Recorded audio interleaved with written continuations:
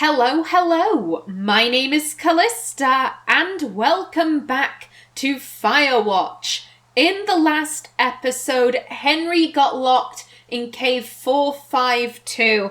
Now, we did manage to get out, clearly, and we didn't find anything in there, oddly enough. However, the cave does seem to go further down. We just need a way of securing our rope, so we're looking for an anchor, I think Henry said. I'm really not too sure what we could use for anchors, to be perfectly honest. I'm not particularly au fait with climbing gear and such, so I'm just gonna have to trust Henry to point it out to me when the time is right.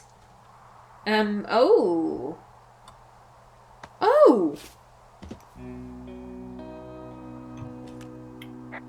Delilah, I just found an outcropping that someone was using as a little fort. I think it was Brian Goodwin. Really? Yeah, he built himself a real castle. Oh. Excuse me? Thank you. Yeah, Brian. Brian who loved D&D, and he made a little map of the local area, but he renamed everything to be D&D inspired. Oh. Yo, I want to talk to Delilah about all of this. Hey, remember that pack I found? Back on your second day? Yeah. I found a plan Brian drew about how he was going to get it back. Oh, I'm sure it was quite elaborate. It's some Wile E. Coyote stuff, I'll tell you that much.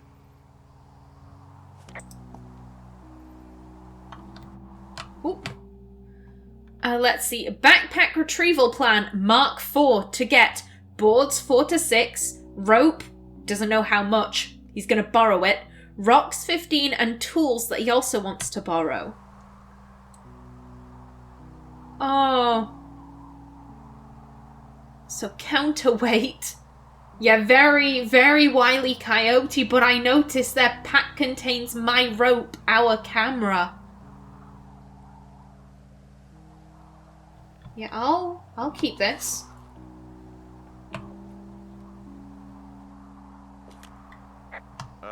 Brian was doing a science fair project about bouncing radio waves off of a meteor shower. Poor kid left his homework? Yeah, he must have been pretty smart, huh? Yeah, sharper than a lot of the grown-up knuckleheads I'm used to, yeah. What, you're saying I'm one of those knuckleheads, is that it?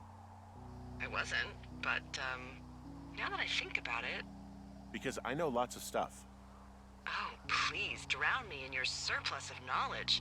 I've been waiting all these years for a man as wise as you to take this job. Nice. Well, that wait's over, sweetheart. Call me sweetheart again, and you'll use that big sexy brain of yours to fill out your unemployment paperwork. Sorry, boss. And this is why you don't get involved romantically with your boss, Henry. Brian Goodwin, Hamilton Science Fair, rough draft, Mrs. McNamara, 6th grade, April 4th, 1986. Talking meteors.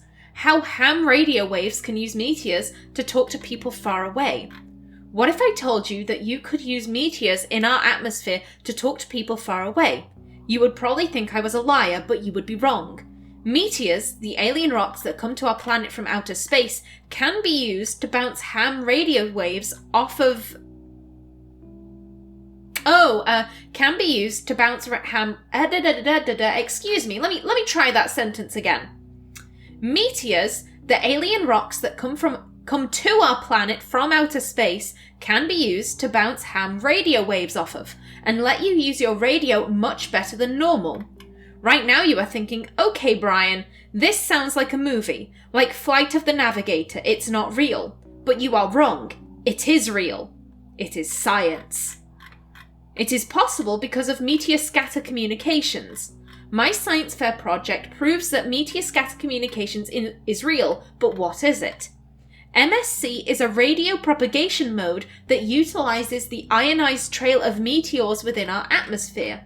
Meteors, upon their atmospheric entry, can create a dense path of ionized particles that the ham radio operator can use to establish brief communication paths between operators up to 1,500 miles away.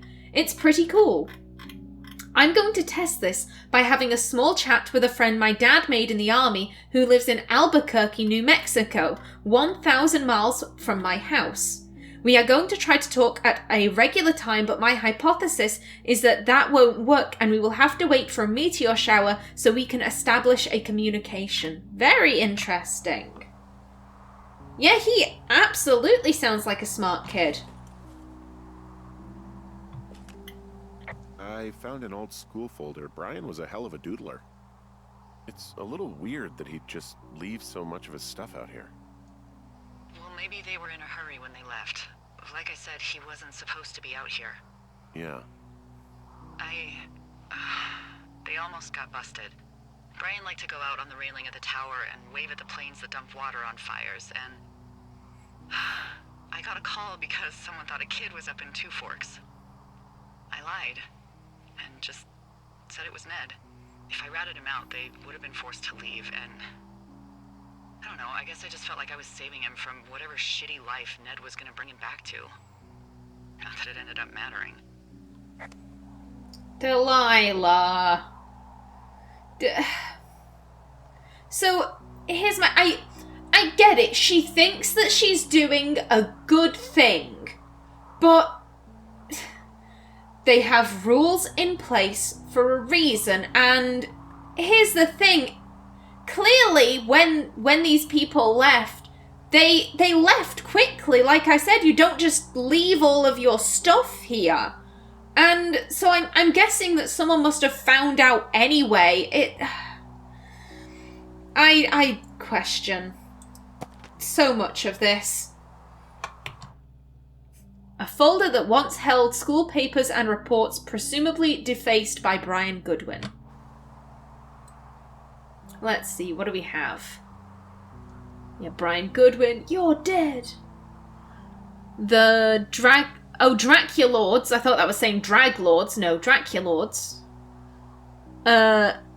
Gladius Silver. I'm pretty sure that there was a, there was the home of Gladius Silver on the little D&D map he had created. Yeah, I'll keep it. I'll keep all this stuff. Why not? Animal nest. Bunch of rocks stacked up. You made a wall and a perimeter. God. Yeah, that's perfect.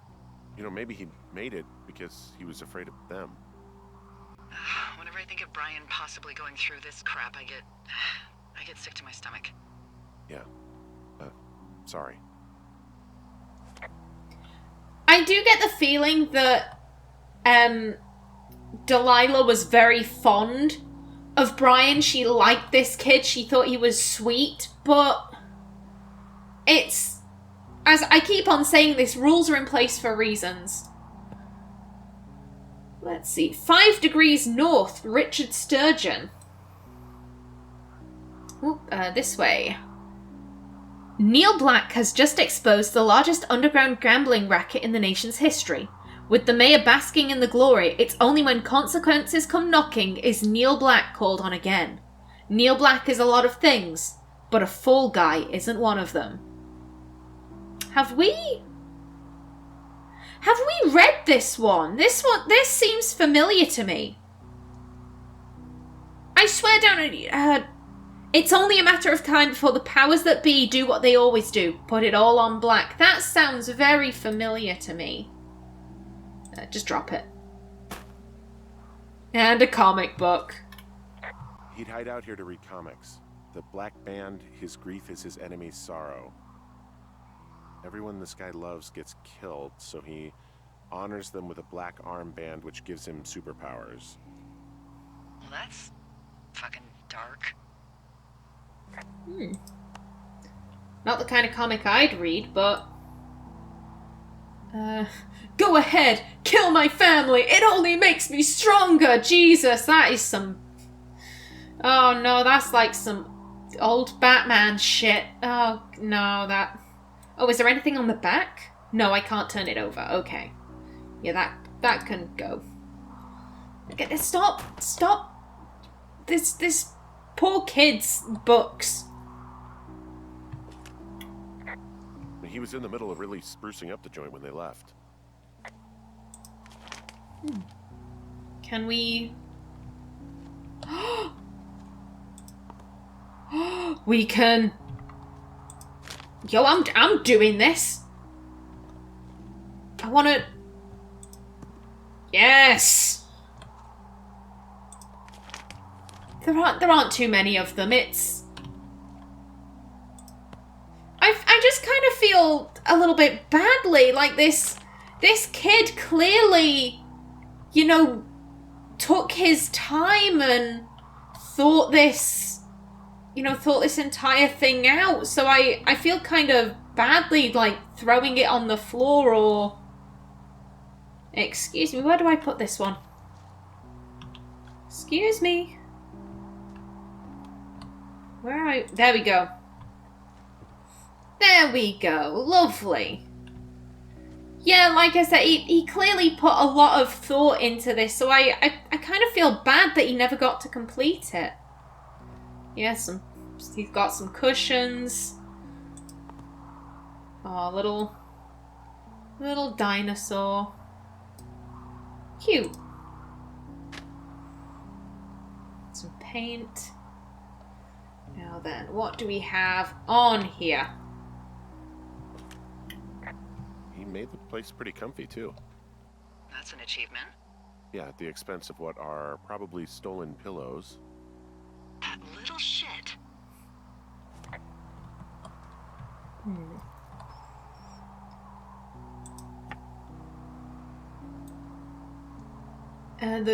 Oh yeah, it's the Goodwin's coat of arms that he created. Now then, let's see. Wizards and Wyverns.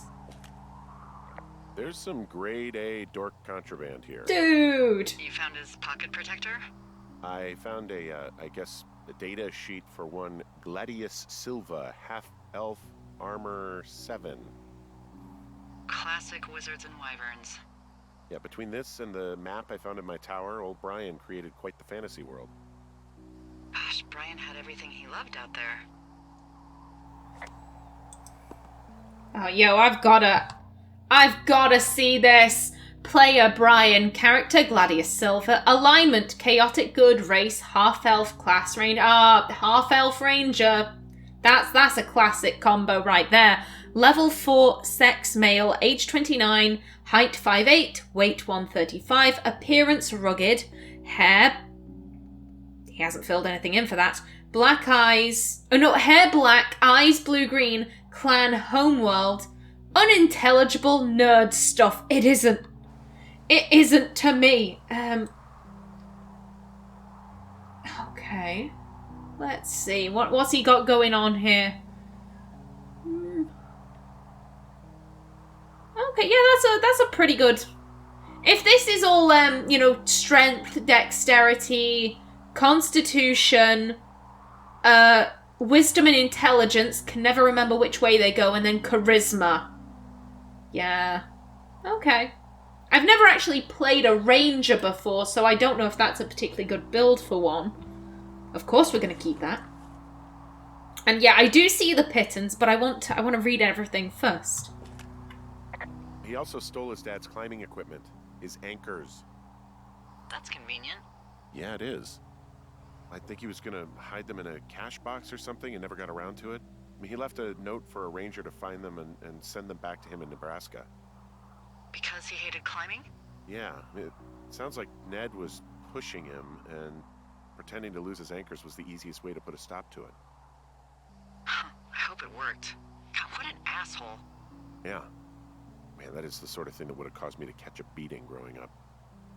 Yeah, well, I wouldn't put it past old Ned. Yeah, if I remember correctly, they said that Ned was ex-army. So if he's kind of, tough, manly man, and then he's got this kid, Brian, who's into D&D and nerd shit. And I'm guessing Ned is trying to push Brian into kind of being more manly than Brian really wants to be. Dear Ranger, hi, my name is Brian Goodwin. If you found this note, it should be with a bunch of climbing anchors, I hope. Could you do me a favour and please return them to me, Brian Goodwin, in the mail? My address is 55 Foxtrot Lane, North Platte, Nebraska, 69101. If you tell me your name and address, I will give you a reward for this. He's made a quest. You are probably wondering why I left these here. Well, they are my dad's, and I don't want him to lose them, but I don't want to do any more climbing on this trip, so I thought I should pretend to lose them. But if you help me get them back, everyone will be happy. Thank you for your time. Thank you, Ranger. Brian. P.S. The reward will be good. Oh, that's... I don't know why I think that's so sweet. I think that's so lovely. Ah. There's a ham radio schematic here, something Brian was working on. Yeah, I think that was the one thing Ned did do with him. You know, tinkering on stuff like that. Yeah, electronics are a lot... They're a lot more stereotypically manly than D&D is, I guess. Ham radio plan by Brian and Ned Goodwin. Okay. Whoa. Yeah, 300 watts is too high. It's past maximum voltage. Interesting but wrong. Not conventional. So I'm guessing this is a plan that Brian's drawn up, and then the red is Ned kind of correcting him. To be honest, I really don't understand this. Give me the D&D character sheet. I can understand that, but this is not my forte. Oh. There's also a postcard here from Brian to, I guess, his neighbor. What's it say?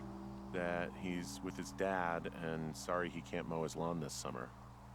Oh, gosh. And also he was worried his dad didn't know when school started. I'd say that's a lucky break if I were him. Yeah, that doesn't surprise me. Ned didn't really seem like a, with it dad.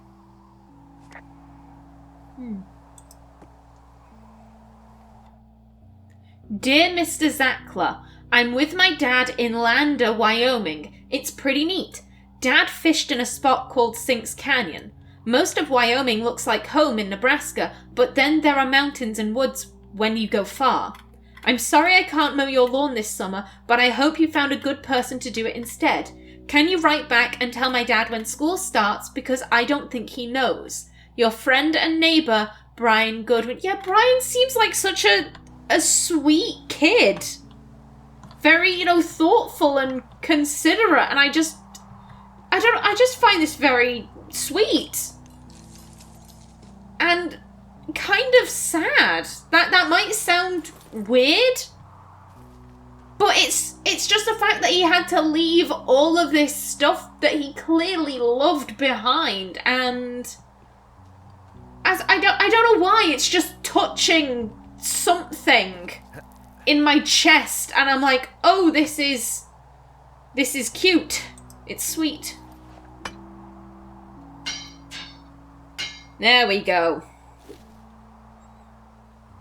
And now we can rappel. Down we go.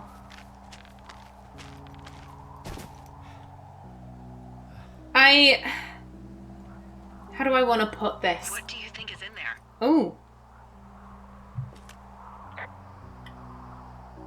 There's gotta be something. Why else try to kill me? I don't know, really. I mean, we gotta find out. What do you think? Whatever it is, they don't want you telling anyone about. I mean, they closed the door when they could have just... bashed your head in with a rock or chopped you up with a... Are you serious with this shit right now? A hatchet. God, are you sure you want to go back in there? No. But I think... Honestly, I just want to know. I want to know what is worth doing everything that's been done to us. Yeah, me too. And Not going to jail would be a nice kicker. It really would. It absolutely would. What was I saying? I was saying something. Yeah, we've got to head back to the cave. Okie doke. Yeah, I can do that. But what I was saying was that, crap, what was... I've completely lost my train of thought. Thanks for that, Delilah. Thank you ever so much. Yeah, so I think what I was trying to say was that Brian seemed very sweet, very conscientious, and just like a good kid. I mean, he didn't need to leave that note for the ranger. Like, he's creative. He's creative, and I think it's kind of sad that clearly that wasn't good enough for his dad. His dad kind of wanted to turn him into something that he wasn't, maybe. That, you know, something a little bit more military material, if you want to call it that. And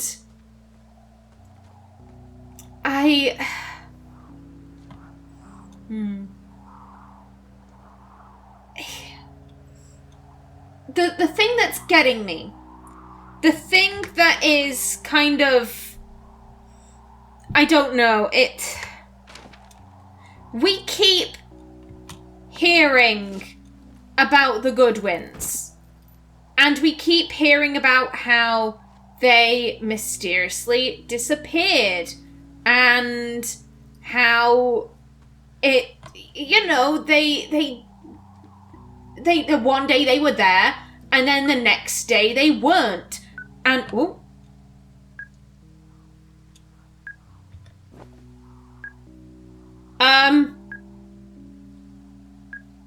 Okay. Okay. I'm gonna continue my thought while I'm thinking about it. Yeah, one day they were there, and then the next day they weren't, and the fact that we keep being shown, you know, well, not shown, but, you know, we keep being told about them. Delilah has spoken about the Goodwins pretty often, and we just got shown that camp. Why? Was that important to the story? Why were we expressly shown that? And that's making me a little bit worried.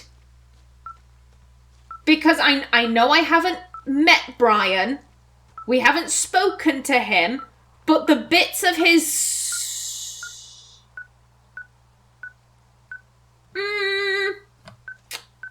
the bits of his personality that we have seen, I found to be rather lovely and sweet. And we got a dead elk. Is this an elk? Yeah, it's an elk. What did I say? Wapiti. I've got a dead elk out here. It's torn up something good. You think it got wise to a government program? Shut up. This elk is wearing a tracking collar.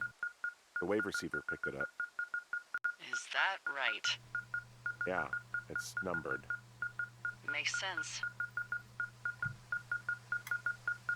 Maybe they were tracking elk at that site. Maybe they were doing exactly what they said they were. Delilah. Yeah. There was lots of equipment there. I mean, they could have been up to a lot, you know? Yeah, sure. They could be. Oh, have we reached the stage where I'm gonna put that down. Have we reached the stage where Henry's maybe starting to think, you know what? I've gotten a little bit carried away. I'm in the woods. There's no one around. And maybe the woods are playing tricks on me. But now Delilah's kind of going, oh no, there's someone there. You know, it's all craziness. Oh, that's not a good sign. Oh, I saw that, yeah.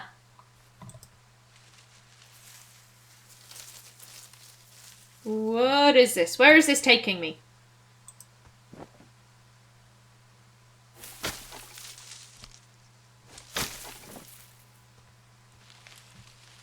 Ooh. Okay. Huh. Nice little drinking spot. Cute. Ooh. Yeah, lots of empty bottles. The 30th of the 8th, 86. Dave. Oh, is this more Dave and Ron? Let me go down. Yeah, Dave and Ron. Let's see. Back up. There we go. Dave. Heyo, Debbie told me about what happened at Cassie's, and I just wanted to say I'm real sorry. That's just, I don't know, fucked. Totally fucked. I wish I could have been there. I would have kicked the living shit out of every one of those ignorant hicks. Debbie was trying to explain to me why they'd kick your ass so good, and I just don't get it. Fucked. Anyway, man, I don't really know how to get a hold of you. I sent a note up to the hospital in Billings, but I'm not even sure you're still there. Deb and I are talking about heading up to Alaska in the spring, so I'm not sure I'll be out here again. So, yeah. Maybe you'll get this note in May. Also, dude, found this old song in the shitter near Hawk's Rest. Appropriate place for it, really, and thought I'd give it the Ron treatment for you. Dig it. Get better, amigo. Find me if you're ever in Sitka. Ron. So I found a letter from Dave to Ron.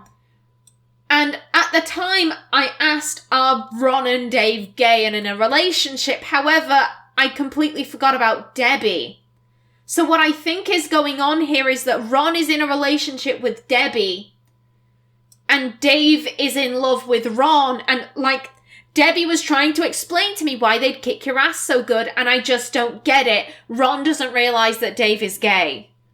And so he's just like, oh, Ron is like, Dave's just a really good friend. And Debbie's like, maybe he'd like to be more than friends. And Ron's like, my best friend? I think that's what, why they'd kick Dave's ass. He's gay and people are shitty. Oh. Do you know whatever happened to Dave the Ranger? No, why? I was just wondering about him and the other guy, Ron. Last I heard, Ron was in Alaska. His ex-girlfriend, Debbie, is the one who works the Forest Service desk in Cody. Well, Dave got beat up pretty bad in a bar fight last year. Huh, I never heard about that. I've heard people give him a hard time because he, isn't exactly a ladies' man. That's just bullshit. I agree. People are shitty. What did I say? Yeah, we'll keep this. And yeah, cassette tape. So I found notes between these two rangers, Ron and Dave. You know them? Yeah. What do they have to do with anything? Well, nothing, I don't think. I just found a cassette tape one of them left for the other. Do you think it could be anything like the tape you have of us? No, I think it's just music. Well, if it's the new Milli Vanilli, it could be just as incriminating.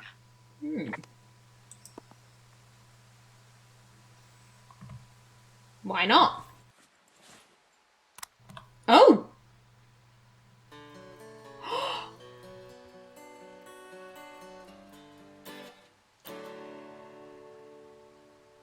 I'm headed off to Shoshone, where the birds and the bees won't know me.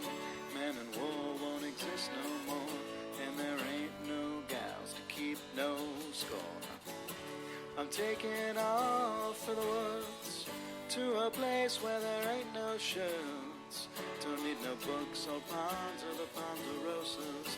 Don't need no lady or marry the Mariposas. Can't waste no time in getting there. I'll do 80 down, 80 without a prayer. Don't need no gal, I'll spruce up for the spruces. Don't need no pal, I'll change my mood up for the mooses. Headed off to Shoshone, where the birds and the bees won't know me. Men and war won't exist no more, and there ain't no gals to keep no score. And if you're wondering where's my aspen, it's been cavorting amongst the aspens. Don't need no grass, I'll get altered among the alders. Don't need no mass, I'll grovel before the boulders. I'm headed off to old Shoshone, where the birds and the bees won't know me. Men and war won't exist no more, and there ain't no gals to keep no scorn. I'm headed off to old Shoshone, where the elk and the owls won't know me, where there ain't no judges to whom I gotta plead, 'cause I can be me in old Shoshone.